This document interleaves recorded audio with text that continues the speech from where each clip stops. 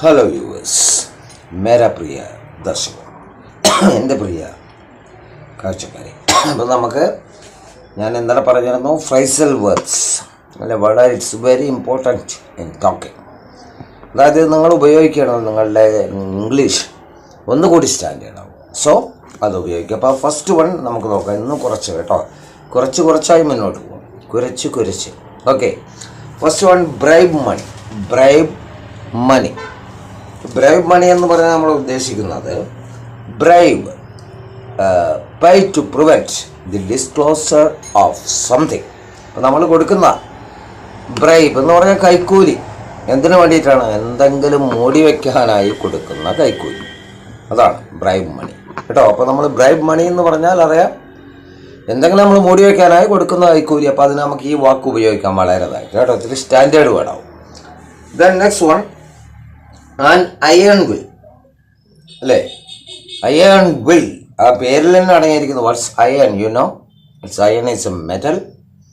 നമുക്കറിയാം അല്ലേ, ഇരുമ്പ്. അപ്പോൾ അങ്ങനെയുള്ളൊരു അയൺ വിൽ എന്ന് പറഞ്ഞാൽ നമുക്കറിയാം ഒരു ഫേം ഡിറ്റർമിനേഷൻ, നല്ല ഉറച്ച തീരുമാനം.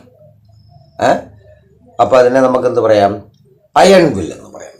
Then next one laughing stock. പേരിൽ തന്നെ അടങ്ങണം അല്ലേ. ഹസ്തേ അല്ലേ, ഹസ്തേ എന്നൊക്കെ പറയാം, നമ്മളെ ചിരിക്കുക. ദെൻ ലാഫിംഗ് സ്റ്റോക്ക് എന്ന് പറഞ്ഞാൽ തന്നെ അറിയാം, ആരെങ്കിലും കളിയാക്കാനായി ഉപയോഗിക്കുന്നതാണ് അല്ലേ. അപ്പോൾ അതിന് നമുക്ക് എന്ത് പറയാം? ആൻഡ് ഓബ്ജക്റ്റ് ഓഫ് റിഡിക്കോൾ എന്ന് പറയും അല്ലേ. ആരെങ്കിലും ഒരു തമാശ കഥാപാത്രം എന്നൊക്കെ പറയും, കളിയാക്കുക, അതിനു വേണ്ടി ഉപയോഗിക്കുന്നുണ്ട് വാക്കാണ്. Then next one the olive branch. Olive it's a simple of peace. അറിയാലോ, ഒലീവ് ട്രീ എന്നൊക്കെ പറയും അല്ലേ. നമ്മൾ ഒലീവ് മരങ്ങൾ അതെന്തിൻ്റെയാണ്?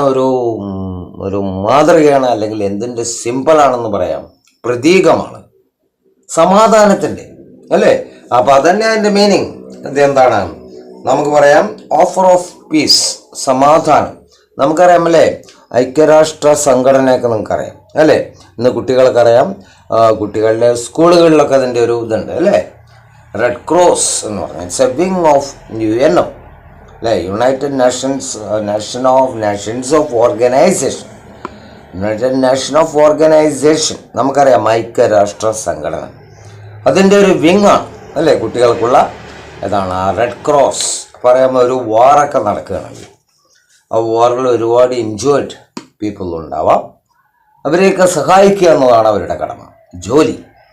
മനസ്സിലായില്ലേ? അപ്പോൾ അങ്ങനെ നോക്കാം നമുക്ക്. നെക്സ്റ്റ് വൺ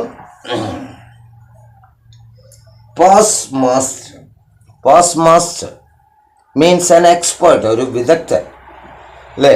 അദ്ദേഹത്തിന് നമുക്ക് പാസ് മാസ്റ്റർ എന്ന് പറയാം. അപ്പോൾ ഹിന്ദി കുറച്ച് കുറഞ്ഞു പോയി. തോടാ കം ഹേ ഹിന്ദി മാഫ് കീജിയെ ബായോർ ബഹനോ. ഞാൻ തരും നിങ്ങൾക്ക് അല്ലേ, ഷുവറായിട്ട് തരും. കാരണം നമുക്ക് ഇനിയും സ്പീക്കിംഗ് നമ്മൾ കയറിക്കൊണ്ടിരിക്കുമ്പോൾ തരും. അപ്പോൾ അതുമായി നമുക്ക് then next one queer fish. Queer എന്ന് പറഞ്ഞാൽ വിചിത്രം. ക്യൂർ ഫിഷ് എന്ന് പറഞ്ഞാൽ ആൻഡ് എസെൻട്രിക് പേഴ്സൺ എന്നൊക്കെ പറയാം.